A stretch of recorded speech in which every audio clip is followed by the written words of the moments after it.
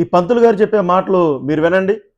ఒక ముస్లిం తప్పు చేస్తే పాషండ మతాలు మొత్తం మన ఇంటి పక్కన ఉన్న ముస్లిం సహోదరులు ఎలా బతుకుతున్నారండి? మంచిగా బతకట్లేదా? మన ఇంటి పక్కన క్రైస్తవ సహోదరులు ఎలా బతుకుతున్నారు? కొంతమంది అన్ని మతాల్లో మంచి వాళ్ళు ఉంటారు, చెడ్డ వాళ్ళు ఉంటారని ప్రతిరోజు నేను నా స్టాండ్ చెప్తున్నాను. లేకపోతే జ్ఞానం కలిగి మనం మాట్లాడుకుందాం. అయితే ఇప్పుడు ఈ పంతులు గారి పేరు సంతోష్ ఘనాపాటి గారు అని మనోళ్ళు చెప్పారు. అయితే ఈయన ఏమంటారంటే గోదావరి జిల్లాలో పిఠాపురం దగ్గర ఒక నోకరాజు అనే కుటుంబం ఆత్మహత్య ఒక ఖాన్ అనే ఒక ముస్లిం వ్యక్తి ద్వారా జరిగింది. అయితే ఆ పాషండ మతాలు మొత్తం కూడా మరి ఇదే తప్పు అని చెప్పేసి పాషండ మతాలు అంటే క్రైస్తవ మతం, ముస్లిం మతం వీళ్ళందరినీ కూడా దూరంగా పెట్టండి, వాళ్ళందరితో మీరు మాట్లాడొద్దు అని చెప్పేసి ఈయన ప్రవచనం చెప్తున్నాడు. మరి ఈ మాట మీరే వినండి ఒకసారి. 2 మాసాల క్రితం మనమే ఒక వీడియో చేసుకున్నామండి. భార్యాభర్త పచ్చగా ఉన్నటువంటి సంసారం, ఇదే విధంగా పక్కింట్లో ఉన్నటువంటి క్రైస్తవ దంపతులు వాళ్ళు మతం మారమని వీళ్ళను చేసినటువంటి వేధింపులు భరించలేక వాళ్ళిద్దరూ ఆత్మహత్య చేసుకున్నారు. ఇప్పుడేమో ఇస్లాంకి సంబంధించినటువంటి వ్యవహారం. కావున హిందువులు చాలా చాలా జాగ్రత్తగా ఉండాలి, మీ జీవితాలను మీరు కాపాడుకోవాలి. పచ్చగా ఉన్నటువంటి కుటుంబంలో ఈ సాదిక్ ఖాన్ అనేటటువంటి దుర్మార్గుడి ఎంట్రీ లేకపోతే ఈ కుటుంబం అలాగే పచ్చగా ఉండేది. ఈయన పంతులు గారు వాదన ఏంటంటే ఒక ముస్లిం తప్పు చేస్తే ఈ పాషండ మతాలన్నింటినీ దూరంగా పెట్టండి, వారిని మీరు దగ్గరికి రానియొద్దని చెప్తున్నాడు. ఒక క్రైస్తవుడు తప్పు చేశాడు అనుకోండి, ఈ పచ్చని కుటుంబాల్లో ఈ క్రైస్తవులందరూ తప్పులు చేస్తే పచ్చని సంసారంలో నిప్పులు పోస్తున్నారని చెప్తున్నారు. ఇప్పుడు నేనేమంటానంటే ఎన్నోసార్లు చెప్పాను, ఇప్పుడు హిందువులు ఎంతోమంది మహానుభావులు ఉన్నారు, మంచి బాబాలు ఉన్నారు, చెడ్డ బాబాలు ఉన్నారు. చెడ్డ బాబాలు అంటే ఒక డేరా బాబా కావచ్చు, లేకపోతే ఇంకా కొంతమంది కోట్లు లక్షల కోట్లు మింగేసిన వాళ్ళు కావచ్చు, లేక పాస్టర్లు కావచ్చు. కొంతమంది దొంగ పాస్టర్స్ ఉన్నారు, కొంతమంది దొంగ సాధువులు ఉన్నారు, కొంతమంది దొంగ హిమాములు ఉన్నారు. వీళ్ళందరూ కూడా వారి జీవితాల్లో కొంతమంది తప్పు చేసినంత మాత్రాన మతానికి ఆపాదించడం ఎంతవరకు కరెక్ట్? వారందరినీ దూరంగా పెట్టండి అని చెప్పడం ఎంతవరకు కరెక్ట్? నేను ఈ పంతులు గారిని ఏమని ప్రశ్నిస్తున్నానంటే, మీరు వాళ్ళందరినీ దూరంగా పెట్టండి, దళితులందరినీ అంటే పనికొచ్చిన వాళ్ళందరినీ దూరంగా పెట్టండి. ఈ మాటలు మీ తర్వాత వినిపిస్తాను. మీ ఇంట్లోకి ఎవరైనా సరే మీ కంపెనీలో పనికొచ్చిన వాళ్ళందరితో మాట్లాడొద్దు, లేబర్తో మాట్లాడొద్దు, ఈ పాషండ మతస్థులతో మాట్లాడొద్దు, హద్దుల్లో ఉండండి అని మాట్లాడుతున్నారు. ఎంత బాధగా ఉందంటే మీరు కామెంట్ రూపంలో తెలియజేయండి. ఇది చాలా చాలా ఘోరమైన గర్వపు మాటలు. నేనేమంటా అంటే ఇక్కడ ఈయన మాటలు మీరు అందరూ మళ్ళీ ఇంకోసారి వినిపిస్తాను. ఈ మాటలు మీరు వినండి, మీరు కామెంట్ రూపంలో తెలియజేయండి. ఎంత పైత్యం కలిగిన మాటలు మాట్లాడుతున్నారు చూసారా? రైట్. అలాగే పచ్చగా ఉండేది. మొదట అల్లుణ్ణి పట్టణ పెట్టుకున్నాడు, ఆ తర్వాత ఇంకా అల్లుణ్ణే చంపేశాడు. ఇంకా మేము బ్రతకగలమా అని చెప్పేసి వాళ్ళంతా కలిసి కుటుంబం ఆత్మహత్య చేసుకున్నారండి. ఎంత బాధగా ఉంది వినడానికండి. మనవడు 10 ఏళ్ల కార్తికేయ అని పేరు గల, దయచేసి గుర్తించండి. ఇప్పుడు నేను చెప్పినటువంటి విషయాలన్నీ కూడా పత్రికల్లో వచ్చినటువంటి అంశాలు దృష్టిలో పెట్టుకోండి. మనం చాలా చాలా పాఠాలు నేర్చుకోవాలి. హిందువులు తోటి హిందువులతో సఖ్యంగా ఉండండి. చుట్టుపక్కల ఉన్నటువంటి హిందూ కుటుంబాలతో కలిసి మెలిసి ఉండే ప్రయత్నం చేయండి. వాళ్ళు పలకరించకపోతే మీరు పలకరించండి. పరస్పరము పండుగలు పబ్బాలు కలిసి. ఇక్కడ వీరనేది ఏంటంటే హిందువులందరూ కలిసి ఉండడం అనేది మంచిదే. ఇక్కడ ఈయన వాదించేది ఏంటంటే ఒక పాషండ మతాలు, క్రైస్తవ మతాన్ని, ముస్లిం మతస్థులు వాళ్ళందరూ కూడా మన పనిలోకి వస్తే పనిలో మాట్లాడిన తప్ప వారితో ఎక్కువగా మీరు దూరంగా పెట్టండి అని మాట్లాడుతున్నారు. నేనేమంటానంటే జ్ఞానం కలిగిన హిందువులారా మీరు ఆలోచించండి. ఒక 3% ఉన్న ఒక బ్రాహ్మణ సహోదరులు మిమ్మల్ని అందరినీ కూడా తప్పుదారి నడిపిస్తున్నారు. నేనేమంటానంటే అందరూ అని చెప్పట్లేదు, కొంతమంది ఇలాంటి వాళ్లే. ఈయనేమంటారు, ఇంతకు ముందు ఒక సేవకురాళ్ళు అంటే క్రైస్తవ వ్యవస్థలో పాస్టరమ్మలు అంటారు కదా, ఈ పాస్టరమ్మలందరినీ కూడా నా పక్కల్లోకి పంపించండి అనే వ్యక్తికి ఈయన సభాధ్యక్షుడికి వెళ్ళాడు. ఏ విధంగా మరియను దూషిస్తున్నారు. నేనేమంటానంటే అన్ని మతాల్లో మంచి వాళ్ళు ఉంటారు, చెడ్డ వాళ్ళు ఉంటారు. అయితే నేను చెప్పే భాష ఏంటంటే ప్రతి మనుషులు కూడా ప్రేమ కలిగి బతకాలి. యేసుక్రీస్తు ప్రభువారి విషయంలో పచ్చని కుటుంబాలు విషం జిమ్ముతున్నారు, ముస్లిం సహోదరులు విషం జిమ్ముతున్నారని ఈయన మాట్లాడుతున్నారు. సమాజం ఈ పాషండ మతాలన్నీ కూడా ఈ దేశం నుంచి తరిమి కొట్టాలని వీరు మాట్లాడుతున్నారు. ఇప్పుడు నేను చెప్పే విషయం ఏంటంటే మన ఇళ్లలో పనికొచ్చేవాళ్ళు ఈ పంతులు గారు నేను అడుగుతున్నాను, మీ సెప్టిక్ ట్యాంక్ నిండిపోయింది. ఈ 3% ఉన్న బ్రాహ్మణ సహోదరులు ఎవరైనా వచ్చి సెప్టిక్ ట్యాంక్ క్లీన్ చేశారండి? పంతులు గారు మీరు చెప్పండి. లేకపోతే మీ ఇల్లు మారాలి, మీ ఇల్లు మారుతున్నప్పుడు ఎవరు వస్తున్నారండి? పనివాళ్లే కదా, దళితులేగా, పేదవాళ్లే కదా, ముస్లిం సహోదరులేగా, క్రైస్తవ సహోదరులేగా, మాదిగ సహోదరులుగా వచ్చేది. వారందరితో కూడా మీ చెప్పులు తెగిపోయినాయి. ఎవరు కొడుతున్నారండి మీకు? మరి ఎవరు కుట్టేది మీకు? మాదిగ సహోదరులేగా. ఇవన్నీ కూడా ఉపయోగించుకుంటా వారితో మీరు మాట్లాడొద్దని చెప్పి స్టేట్మెంట్ ఇస్తున్నాడు. వారితో మీరు దూరంగా ఉండని స్టేట్మెంట్ ఇస్తున్నాడు. నేనేమంటానంటే ఈ సమాజంలో గొప్ప ప్రవచనాలు ఉన్నాయి, చెడ్డ ప్రవచనాలు ఉన్నాయి.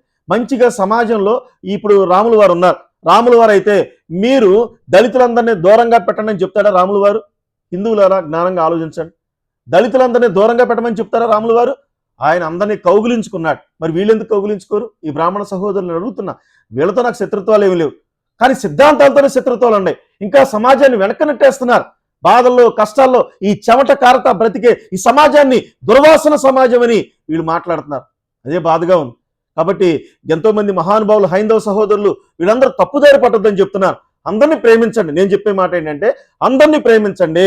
ఈ పంతులు గారు చెప్పే మాట ఏంటంటే ఈ దళిత సహోదరులు కానీ మన ఇళ్లలో పనికొచ్చిన వాళ్ళు కానీ లేకపోతే ఎక్కడైనా పనికొచ్చిన వాళ్ళు పని చేయించుకొని తప్ప వారితో మీరు మాట్లాడొద్దని చెప్తున్నాడు. నా మాటలు తప్పు కాదండి. వారి ఛానల్లోకి మీరు వెళ్ళి చెక్ చేయండి. ఈ హైందవ సహోదరులు మీరందరూ తప్పుదారి పట్టొద్దని నేను మీకు తెలియజేస్తాను. ప్రేమించండి.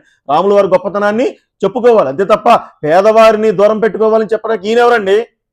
పేదవాళ్ళంగానే దూరం పెట్టమని చెప్పడానికి ఈయనెవరు? ఎన్ని తప్పుదారని చెప్తున్నాను, మరలా తెలియజేస్తున్నాను. వీరితో నాకు విభేదం లేదు, కానీ వారి కోసం నేను ప్రార్థన చేస్తాను. అయితే నా బాధ అంతా ఏంటంటే ఇలాంటి వీడియోలు చేయడం నా ఉద్దేశం కాదు. నేను ఈ జిల్లాల్లో అనేక ప్రాంతాల్లో నేను సువార్త సభలకు గెస్ట్గా వెళ్తాను. వెళ్ళే సభల్లో ఒక 3 తరాల హత్యారాజకీయాలను కుటుంబాల్లో పుట్టిన నేను యేసుక్రీస్తు భగవాన్ వెలిగించాడని ఎన్నో వందల సభల్లో నేను మాట్లాడాను. ఎన్నో వందల సభల్లో మాట్లాడాను. కాబట్టి మీరు కామెంట్ రూపంలో తెలియజేయండి. దయచేసి నాలాంటి సేవకులు ఎవరైనా ఇలాగ మాట్లాడినా మీరు నమ్మటానికి వీల్లేదు. కాబట్టి ప్రేమలో కలిగి బతకాలని నేను మీకు బోధిస్తున్నాను. వివేకానందుల వారు ఏం చెప్పారండి? వివేకానంద వారు దేశ ద్రోహులు ఎక్కడా లేరు, నడి బొడ్డున ఉన్నారని చెప్పేసి బోధించాడు. ఘనాపాటి గారు, వివేకానంద గారి ప్రసంగాలు మీరు వినండి. వీళ్ళందరినీ కూడా మీరు దూరంగా పెట్టండి. పచ్చని కుటుంబాల్లో పచ్చని సంసారాల్లో నాశనం చేస్తారని మీరు మాట్లాడుతున్నారు. తప్పండి, తప్పు. దయచేసి నేను ఇక మీ మీద వీడియోలు చేయను. నా బాధ అంతా ఏంటంటే హైందవులందరూ కూడా తెలుసుకోవాలని ఈ మాటలు మీకు తెలియజేస్తున్నాను. నేను మళ్ళీ చెప్తున్నాను, యేసుక్రీస్తు ప్రభు వారి గొప్పతనం గురించి నేను మాట్లాడతాను. ఒక 3 నిమిషాలు మాట్లాడతాను. చివరి వరకు మీరు చూసి కామెంట్ చేయండి. మీ అందరినీ దేవుడు ఆశీర్వదించును గాక. యేసుక్రీస్తు ప్రభు వారి గొప్పతనం ఏంటంటే ఒక 2-3 మాటలు మీకు తెలియజేస్తాను. ఆయన మా జీవితంలో ప్రభావంగా చూపించారు. ఆయన గొప్పతనం, దైవత్వాన్ని ఈ ప్రపంచానికి ఉన్న ఈ అన్ని దేశాలని ఆయన ప్రేమతో ఆయన సాధిస్తున్నాడు. కాబట్టి ప్రేమతో ఏదైనా మనం సాధించాలి తప్ప ఆ మనుషులను దూరంగా పెట్టండి, వాళ్ళతో మీరు మాట్లాడొద్దు, పచ్చని కాపురాల్లో వాళ్ళు వస్తే చిచ్చులు పడిపోతాయి, ఈ మాటలన్నీ మీరు చెప్పడానికి మీరు కరెక్ట్ కాదు. ప్రవచనాలు తప్పుగా చెప్పొద్దని మీకు తెలియజేస్తున్నాను. అయితే యేసుక్రీస్తు ప్రభు వారి గొప్పతనం, విప్లవాత్మకమైన బోధనల గురించి మీకు తెలుసో లేదో ఆయన మాట్లాడిన మాట, ఆయన గొప్పతనం మీకు చెప్తున్నానండి. మార్క్స్ సువార్త 4వ అధ్యాయం 39వ వచనంలో ప్రకృతి మీద అధికారం కలిగి యేసుక్రీస్తు ప్రభు వారు అన్నారు. ఇది నేను ఎలా నమ్మాలి? యేసుక్రీస్తు ప్రభు వారు ప్రకృతిని శాసించాడు. హైందవ సహోదరుల మీరు వినండి, యేసుక్రీస్తు ప్రభు వారు ప్రకృతిని శాసించాడు. ఇది నేను ఎలా నమ్మాలి? ఎలా నమ్మాలంటే నా జీవితంలో కూడా అలాంటి గొప్ప కార్యాలు వస్తేనే తప్పగా నేను కన్వర్ట్ అయ్యేది, లేదా యేసు ప్రభు వారు చూసేది. ఇప్పుడు హరిజనులు, మాదిగలు, చెప్పులు కుట్టుకునే వాళ్ళు, లేకపోతే సెప్టిక్ ట్యాంక్ నిండితే పాకి సహోదరులు ఎంతో మంది వస్తారు. వీళ్ళందరితో మనం పనులు చేయించుకుని వారిని దూరంగా పెట్టబట్టే కదండి క్రిస్టియానిటీలోకి వెళ్ళింది. క్రైస్తవ మతం, నేను నా స్టాండ్ మీకు చెప్తున్నాను, క్రైస్తవ మతం భారతదేశంలో పెరగడానికి కారణం ఈ 3% బ్రాహ్మణ సహోదరుల యొక్క సిద్ధాంతాలే. ఇదే నా స్టాండ్. వారు మంచిగా బతకొచ్చు బ్రాహ్మణ సహోదరులు, కానీ సిద్ధాంతాల గురించి మాట్లాడుతున్నారు. ఈ 3% ఉన్న ఈ సహోదరులు ఏం చేస్తున్నారు? ఈ మనుషులందరినీ కూడా మనుస్మృతితో తీసుకెళ్లిపోతున్నారుగా. దయచేసి అలా చేయొద్దని నేను బ్రాహ్మణ సహోదరులందరికీ చేతులు జోడించి తెలియజేస్తున్నాను. ప్రజలందరినీ మనం ప్రేమిద్దాం. ప్రకృతి మీద అధికారం యేసు ప్రభు వారి యొక్క గొప్పదనం చెప్తున్నా వినండి. ప్రకృతి మీద అధికారం కలిగి గాలిని, తుఫాన్ని గద్దించాడు. తర్వాత 5 రెట్లు 2 చేపలు 5,000 మందికి ఆయన పంచిపెట్టాడు. ఇది నేను చూడలేదు, కానీ ఎలా నమ్మాలి? నా కన్న తల్లికి గర్భసంచి సమస్య వస్తే 25 ఏళ్ల క్రితం ఆమె హాస్పిటల్కి వెళ్ళినా, ఎన్ని హాస్పిటల్స్కి వెళ్ళినా తగ్గనప్పుడు అప్పుడే ప్రార్థనకి వెళితే నా కన్న తల్లి ప్రార్థన ఆలకించి మా అమ్మని స్వస్థపరిచాడు. అది కూడా దర్శనంలో క్లియర్గా మా అమ్మ చూసింది. లేకపోతే మేము ఎందుకు మారుతామండి? ఒక నాయుడు సామాజిక వర్గం నుంచి మేము దైవ సేవకులు కృష్ణనాయుడు, కిరణ్ పాలకు ఎలా మారుతాం? మేము మా జీవితాలు హత్యలు చేసిన మా కుటుంబాల్లో మేము ఏ విధంగా సాధులుగా మారుతున్నాం? ప్రేమను కుమ్మరించాడు యేసుక్రీస్తు ప్రభువారు. ఆయన గొప్పతనాన్ని ఇంకో 2-3 మాటలు మీకు తెలియజేస్తాను. ఆయన పునర్జీవితం అంటే యోహాను సువార్త 11వ అధ్యాయం 43 నుంచి 44 వచ్చిన వరకు చనిపోయిన లాజరును సమాధిలోంచి బ్రతికించాడు. నేనేమంటానంటే చెడ్డ పాస్టర్లు ఉన్నారు చాలా మంది, యేసు ప్రభువుని అడ్డం పెట్టుకుని వికృత చేష్టలు చేసే పాస్టర్లు ఉన్నారు. వాళ్ళని మనం నమ్మొద్దు. నేను చెప్పేదండి యేసుక్రీస్తు ప్రభువారి యొక్క గొప్పతనం, దైవత్వం గురించి మాట్లాడుతున్నాను. ఆయన అందరినీ కౌగులించుకున్నాడు, అందరినీ ప్రేమించాడు. కానీ ఈ పంతులు గారు ఏమంటాడు, మీరు ఇళ్లలోకి వచ్చే వాళ్ళని ఎవరిని వారితో మాట్లాడద్దు, పనిచేసే వాళ్ళతో మాట్లాడద్దు, క్రైస్తవులతో ఎవరితో మాట్లాడద్దు, పచ్చని కాపురాల్లో చిచ్చులు పడిపోతారని మాట్లాడుతున్నారు. ముస్లిం సహోదరులతో మాట్లాడద్దు, మీ పచ్చని కాపురాలు నాశనం అయిపోతాయని మాట్లాడుతున్నారు. కాబట్టి అవన్నీ తప్పని పంతులు గారికి నేను తెలియజేస్తున్నాను. యేసుక్రీస్తు ప్రభువారు మరి త్యాగం గురించి మాట్లాడితే ఆయన చూడండి, లోకాసువార్త 23వ అధ్యాయము 34వ వచనంలో, తండ్రి వీరేమి చేయుచున్నారు, వీరెరుగురు క్షమించమన్నాడు. నేను అక్కడ పట్టబడ్డానండి. కరుడు కట్టిన నా మనస్తత్వం, రౌడీజంతో ఉన్న నా మనస్తత్వం, రాడికల్గా ఘోరంగా ఉన్న నా మనస్తత్వం, యేసుక్రీస్తు ప్రభువారు సిలువలో ఆయన పలికిన మాట, ఆయన మీద ఉమ్మూసిన వాళ్ళు కూడా ప్రేమించాడు. ఈ ఉమ్మూసిన వాళ్ళు కూడా ప్రేమించిన ఆ యేసుక్రీస్తు ప్రభువారు చిచ్చులు పెడతాడండి?